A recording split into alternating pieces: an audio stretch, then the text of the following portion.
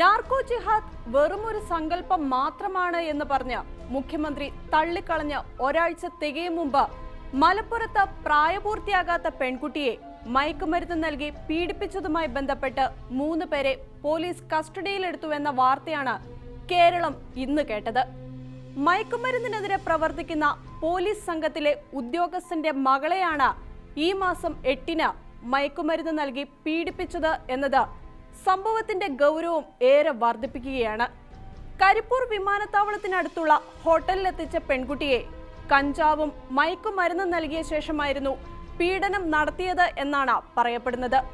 പീഡനത്തെ തുടർന്ന് നൽകിയ പരാതിയുടെ അടിസ്ഥാനത്തിൽ പോലീസ് കേസ് രജിസ്റ്റർ ചെയ്ത് കഴിഞ്ഞു.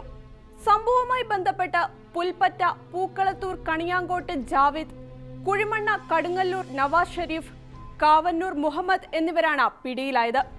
പ്രതികൾക്കെതിരെ പോക്സോ പ്രകാരമാണ് പോലീസ് കേസ് എടുത്തിരിക്കുന്നത്. ലവ് ജിഹാദ്, നാർക്കോട്ടിക് ജിഹാദ് വിവാദങ്ങൾ കേരളത്തിൽ കത്തി നിൽക്കുന്ന സാഹചര്യത്തിൽ പുറത്തുവന്ന ഈ സംഭവം ശരിക്കും കേരള സമൂഹത്തിന്റെ കണ്ണു തുറപ്പിക്കുന്നതാണ്. പീഡനത്തിനിരയായ പെൺകുട്ടിയും പീഡിപ്പിച്ചവരും വ്യത്യസ്ത മതവിഭാഗങ്ങളിൽ പെട്ടവരായതിനാലാണ് ഇതിന്റെ പിന്നിലും ലവ് ജിഹാദ്, നാർക്കോ ജിഹാദ് സ്വാധീനങ്ങൾ ഉണ്ടാകാൻ സാധ്യതയുണ്ട് എന്ന സംശയം ബലപ്പെടുന്നത്. സംസ്ഥാനത്ത് ലവ് ജിഹാദ്, നാർക്കോ ജിഹാദ് എന്നിവ നിലവിലുണ്ട് എന്ന് പാലാ ബിഷപ്പ് നൽകിയ മുന്നറിയിപ്പിനെ വർഗീയ പരാമർശമാക്കി ഒരു വിഭാഗം ചിത്രീകരിക്കുകയും അദ്ദേഹം ചൂണ്ടിക്കാണിച്ച ഗുരുതരമായ വസ്തുതകൾ ഭരണാധികാരികൾ അവഗണിക്കുകയും ചെയ്ത സാഹചര്യത്തിലാണ് മലപ്പുറം കേസ് ഉയർന്നു വന്നിരിക്കുന്നത്.